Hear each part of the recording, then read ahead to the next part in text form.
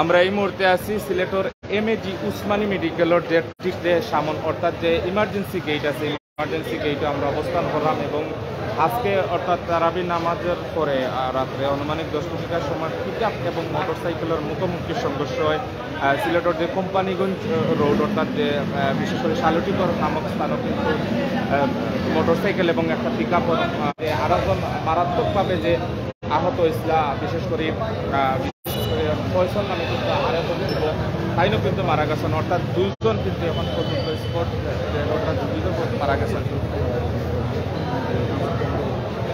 দুইজন এখন পর্যন্ত মারা গেছেন। তো আমরা আপনারা সরাসরি সিলেটের এমএজি উসমানী মেডিকেলের যে ইমার্জেন্সি থাকে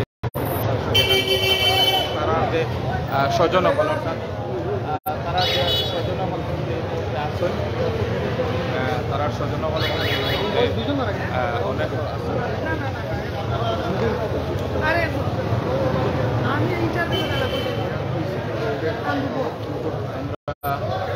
চেষ্টা করলাম।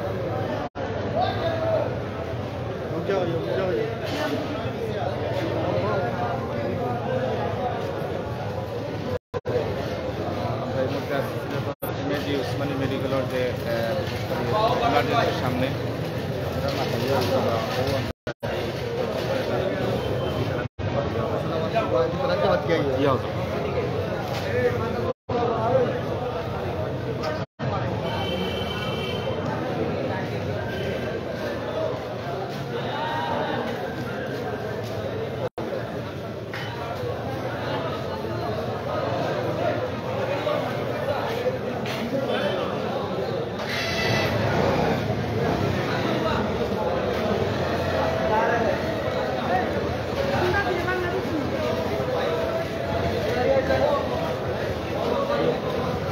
অনেক আমরা এখন বললাম যে মারা গেছেন তারা স্বজন হলে কিন্তু এই মুহূর্তে হসপিটালের মাঝে আমরা এখন বললাম।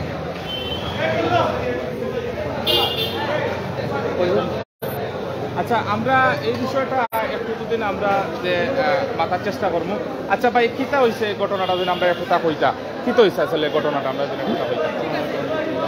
আচ্ছা, এখন পর্যন্ত কয়জন মারা গেছে? আগে মারা গেছে এইমাত্র মারা গেছে।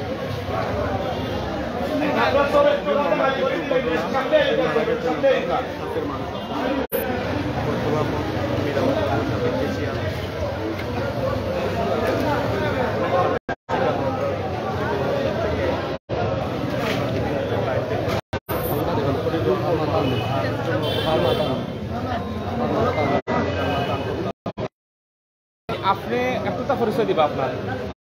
মানে মেডিকেল অ্যাম্বুলেন্স সেক্রেটারি, তাই আমরা সংগঠন কে মারা গেছে? ফয়সলার মধ্যে একজন মারা গেছে। ফয়সলা তার পেশা কিতা অর্থাৎ মীরাবাজার স্ট্যান্ডের সাবেক ক্যাশিয়ার। আচ্ছা আচ্ছা। আরেকজন মারা গেছেন ফয়সলার মতো বন্ধু। সবাই দোয়া করবো আল্লাহ যেন তারা জান্নাত দান করবেন। আমরা দেখতাম পারাম যে এখানে ফয়সল যিনি মারা গেছেন, আমরা এই মুহূর্তে ইয়ে করলাম দেখার চেষ্টা করলাম। এই মুহূর্তে কিন্তু উসমানী মেডিকেলের যে আমরা একটু দিতে হয়েছে ভাই সাহেব।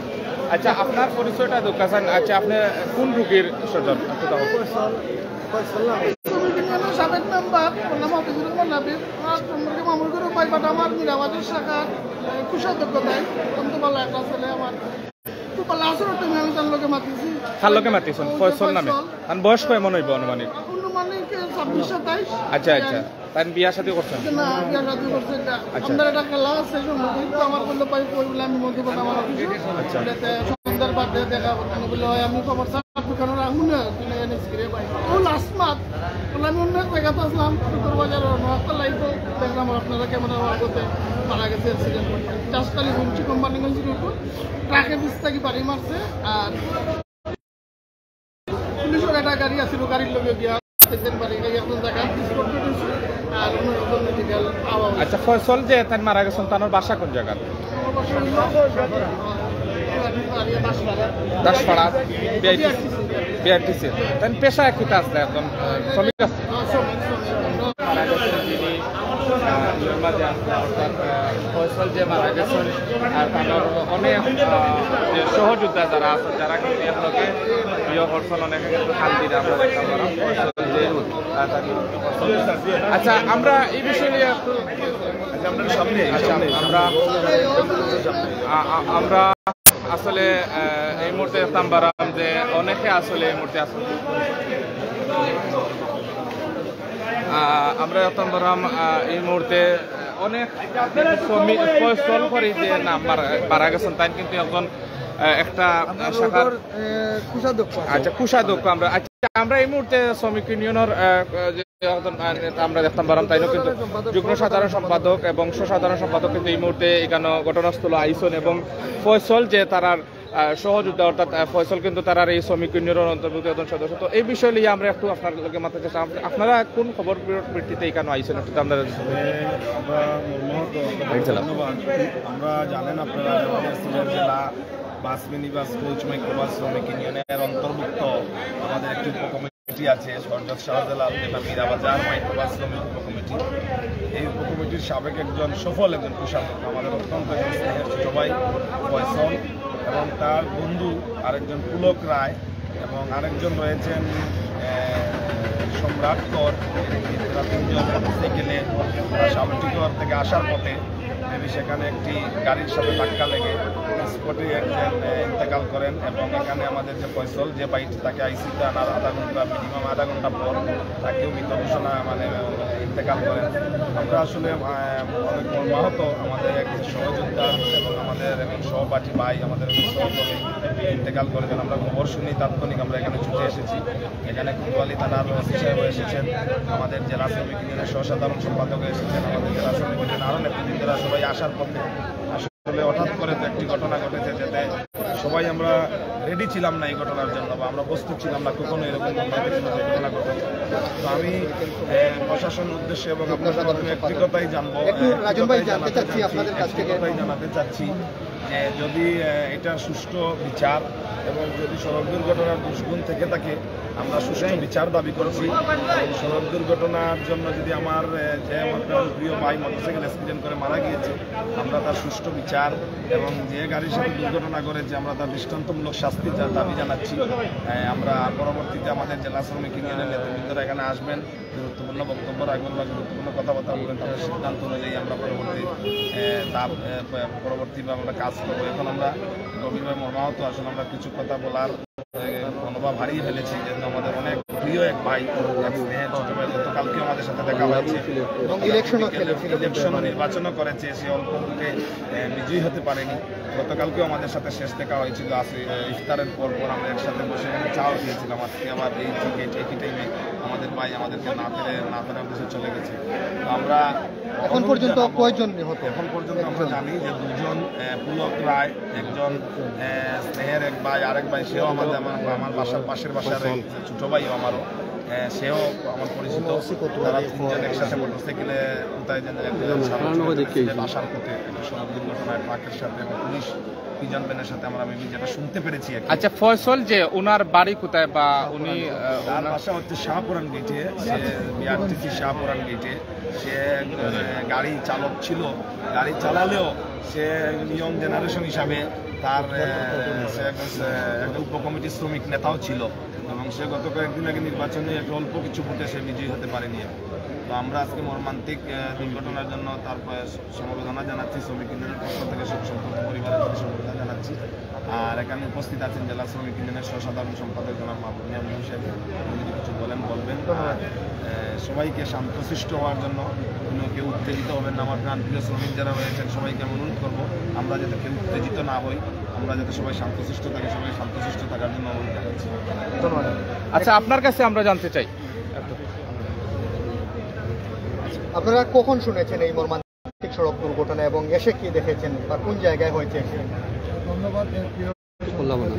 আজকের এই মর্মান্তিক সড়ক দুর্ঘটনার বিষয়টি আপনারা জাতির কাছে তুলে ধরার জন্য আসলে আমি কথা কি বলবো, বাসা হারিয়ে ফেলেছি। আমাদের বাস শ্রমিক ইউনিয়নের অন্তর্ভুক্ত আমাদের হযরত শাহজালাল মাইক্রোবাস শ্রমিক উপকমিটির সাবেক কোষাধ্যক্ষ ফয়সল রোড অ্যাক্সিডেন্টে সে মারা গেছে। আজ রাত প্রায় অনুমানিক 8টা থেকে 8:30টার সময় শালুটিগড় থেকে সিলেট আসার পথে ওর সাথে আরও 2জন বন্ধু ছিল, মেবি ওরা 2 থেকে 3 জন ছিলেন মোটরসাইকেলে। তো আমরা মেডিকেল এসে যেটা শুনতে পেলাম যে ওরা আসার পথে একটি ট্রাকে একটি পুলিশের গাড়িকে ধাক্কা দেয়, আর পুলিশের গাড়িটা নাকি মোটরসাইকেলকে ধাক্কা দেয়। এটা একটা শোনা কথা। তো যাই হোক, আল্লাহর হুকুম যেটা হওয়ার হয়েছে। তো আমি প্রশাসনের এখানে যারা আছেন, আপনারা যারা এই লাইভটি দেখছেন, আমি সবার কাছে, দেশবাসীর কাছে যারা সড়ক দুর্ঘটনায় মৃত্যু হয়েছে, আপনারা ওনাদের দোয়া করবেন।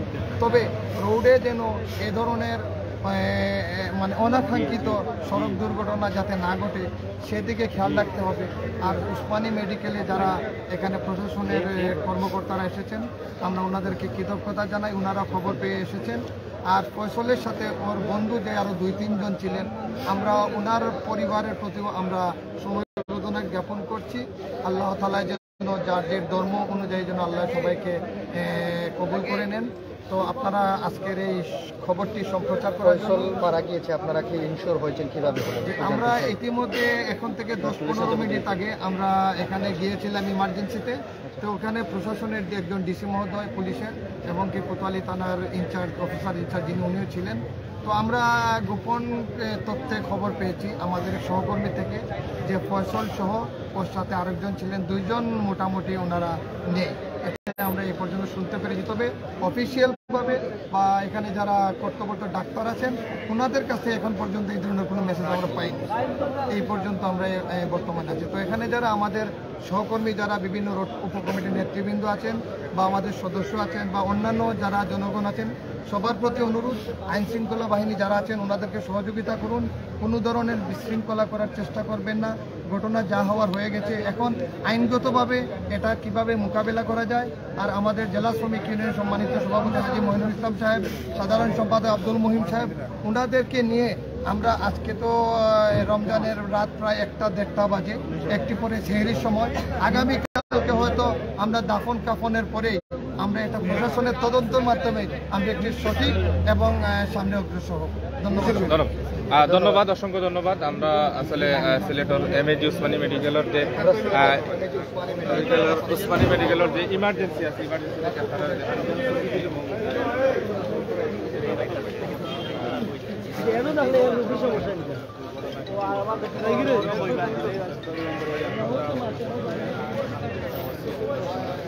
আর আপনারা দেখতে পারা, যাই হোক, ভালো থাকবা, সুস্থ থাকবা, আবার আপনারা